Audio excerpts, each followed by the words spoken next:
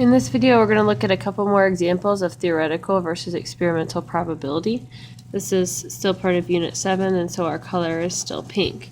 So if you see right here, we have a spinner, and the colors are a little bit hard to read, so I filled them in for you. We've got 3 blue sections, 2 red sections, yellow, 3 more red sections, and then 3 green sections. To define the theoretical probability, we first need to know the number of total sections. So if we can count those up, we have 1, 2, 3, 4, 5, 6, 7, 8, 9, 10, 11, 12 sections. So all of our theoretical probabilities will be out of 12. And remember, theoretical probability is what you think. This is not where we actually conduct an experiment. It's where we think about what the probabilities will be. So if I look at the probability of blue, I look for the number of blue sections. I have 1, 2, 3 blue sections out of 12, and I can reduce that fraction to 1/4. Probability of green, I have 1, 2, 3 green sections out of 12, and that will reduce again to 1/4. Probability of red, I have 1, 2, 3, 4, 5 out of 12 red sections, and that will not reduce. Yellow, I have 1 yellow section out of 12, and that will not reduce. Red or blue, so I have to look at all the colors that are either red or blue. So I have red, 1, 2, 3, 4, 5, and then blue, 6, 7, 8. I have 8 sections that are either red or blue, and if I reduce that fraction, it gives me 2 over, let's see, divided by 4, 3, 2 over 3. The probability of not green. So I'm looking at all the sections that are not green. I have 1, 2, 3, 4, 5, 6, 7, 8, 9 sections that are not green. And 9 over 12, I can divide them both by 3. Give me 3/4. Okay, which color is most likely to be spun? So if I look at my spinner, which one is most likely to be spun? So I look at all of these, I find the largest number, and the color most likely to be spun would be red. What color is least likely to be spun? So I compare all these fractions and I look for the smallest one. The smallest one would be yellow. Which colors have an equally likely chance of being spun? So I'm looking for 2 of the same fractions. That would be blue and green. Name a pair of colors that have a 50% chance of being spun when considered together. So you're looking for half and half. So blue and green, if I add those 2 fractions together, 1/4 and 1/4 makes a half. So blue and green.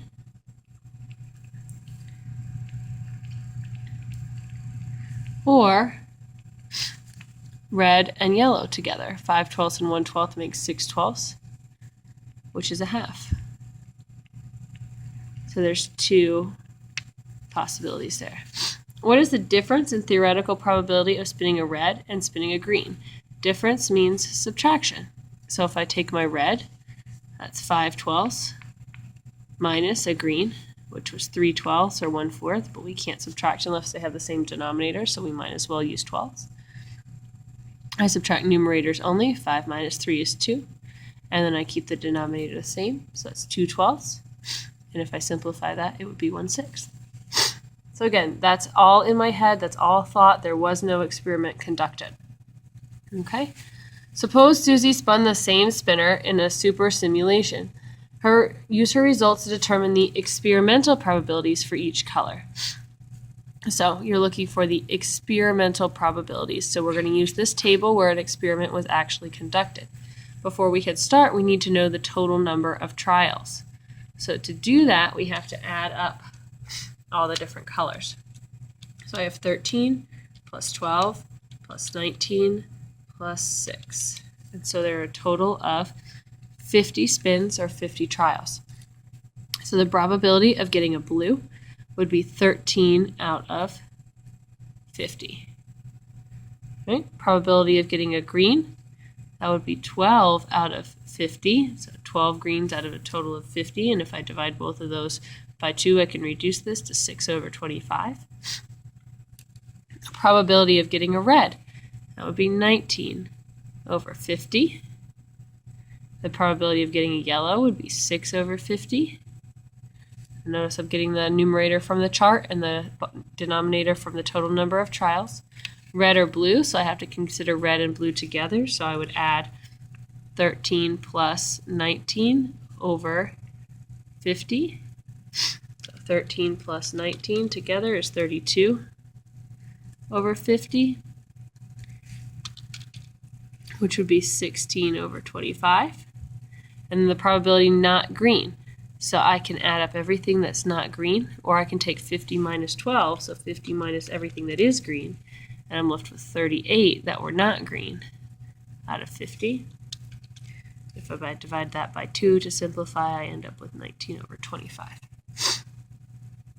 Number 5, which individual color has the experimental probability closest to the theoretical probability? So the easiest way to do this is to make a table so we can compare. So I have the color, I have the theoretical, and I have the experimental probabilities. And fractions are sometimes really hard to compare, so it's probably a good idea to put the probabilities into decimals. So if I look at blue first, my theoretical of getting a blue back up here at the top was 1/4. So that would be 0.25. My experimental was 13 over 50. So 13 divided by 50 is 0.26. That's pretty close. Okay, my next color was green. Theoretical up here at the top was 1/4, so that's 0.25. Okay, green over here was 6 over 25, which is 0.24. Again, that's pretty close. Probability of red was 5/12. So 5 divided by 12, I end up with 0.4167. Look at red here is 19 over 50 is 0.38. And then last but not least, I have yellow. My theoretical for yellow was 1 over 12. So put that into a decimal, 1 divided by 12. I have 0.0833. And then my theoretical was 6 over 50, 0.12. So I want to figure out which one of these theoretical probabilities is closest to experimental, and we actually have a tie. Blue and green are the closest. So the big hint here is if you're trying to compare, just like when we did in Unit 2, I believe, when we were comparing fractions, decimals, and percents, it's a lot easier to compare when everything is converted to decimals. So your big hint here would be to convert to decimals to compare. So that's the hint if you're ever having to compare theoretical and experimental probabilities.